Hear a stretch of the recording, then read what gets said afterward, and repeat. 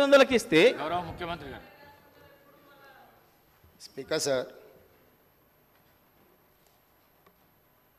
మాజీ మంత్రి గారి వాదన, వారి ఆక్రోశం, వారి ఆవేదన చూస్తుంటే ఆల్రెడీ చెర్లపల్లి జైల్లో ఉన్నట్టుగా ఉంది అధ్యక్ష. ఎందుకంటే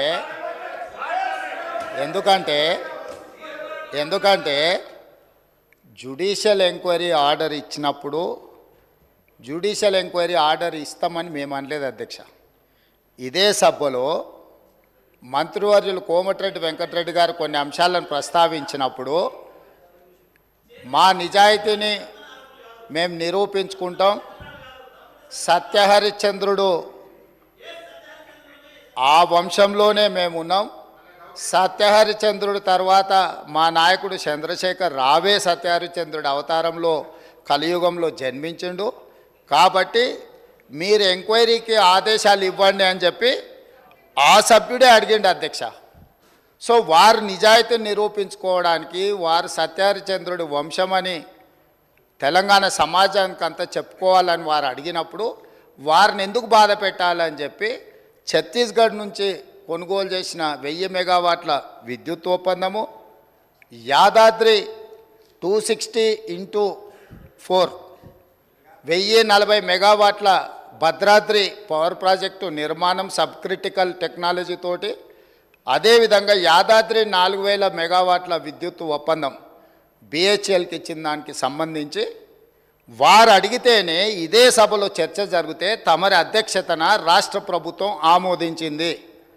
ఎప్పుడైతే మేము ఆమోదించి విచారణకు జ్యుడిషియల్ ఎంక్వైరీ కోసం చీఫ్ జస్టిస్ ఆఫ్ తెలంగాణకు లెటర్ రాస్తే సిట్టింగ్ జడ్జిలను కేటాయించలేం, రిటైర్డ్ జడ్జిలతో మీరు విచారణ చేసుకోండి అని కోర్టు నుంచి మాకు సమాచారం అందిన తర్వాత జస్టిస్ ఎల్ నరసింహారెడ్డి గారిని మేము నియమించినాం అధ్యక్ష. వారు విచారణ క్రొనలాజికల్గా చేసుకుంటూ సంబంధిత శాఖ మంత్రికి ఆనాడు, సంబంధిత ఆనాటి ముఖ్యమంత్రికి, మీరందరూ కూడా మీరు నిజాయితీ పరులు సత్యహరిశ్చంద్రులు అన్నారు కదా, కమిషన్ దగ్గరకు వచ్చి మీ వివరాలు ఇవ్వండి అని అడిగినారు అధ్యక్ష. అంటే ఒక కమిషన్ వేసిన తర్వాత కమిషన్ విచారణ చేసేటప్పుడు, కమిషన్ సమన్ చేసినప్పుడు బాధ్యత గల పౌరుడిగా, ప్రజాప్రతినిధిగా అక్కడికి వెళ్ళి తమ వాదనను, ఇక్కడ ఏదైతే వాదన వినిపించాలనుకున్నారో ఆ విచారణ కమిషన్ ముందర వెళ్ళి వీరు వాదన వినిపించి ఉంటే నిజంగానే వాళ్ళ నిజాయితీ అంతా బయటకు వచ్చి ఉండేది కదా అధ్యక్ష. అక్కడికి వెళ్ళకుండా ఆ కమిషనే వద్దు, ఆ వ్యక్తే వద్దు, ఇవన్నీ వద్దని వాళ్ళే కోర్టుకు వెళ్ళిండ్రు. హైకోర్టు వాళ్ళ వాదనను తిరస్కరించింది.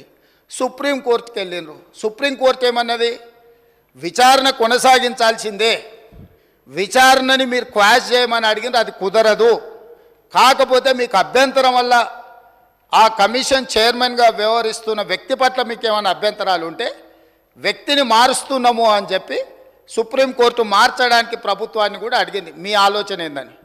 మాకేం ఆలోచన లేదు, ఏ వ్యక్తిని వేసినా సరే విచారణ జరగాలన్నదే ప్రభుత్వం ఆలోచన. ఖచ్చితంగా మా కోర్టు అడిగితే మేము మంచిది మారుస్తాము అని చెప్పి ఒప్పుకున్నాము. వారు కోరుకుంటున్నారు కాబట్టి ఈరోజు సాయంత్రానికల్లా ఎవరిని వేయాలో ఆ విచారణ కమిషన్కు కొత్త చైర్మన్ కూడా ఈరోజు సాయంత్రం నియమిస్తాం అధ్యక్ష. ఇక రెండవ పాయింట్, వాళ్ళేదో తెలంగాణకు విద్యుత్ వెలుగులు తెచ్చినట్టు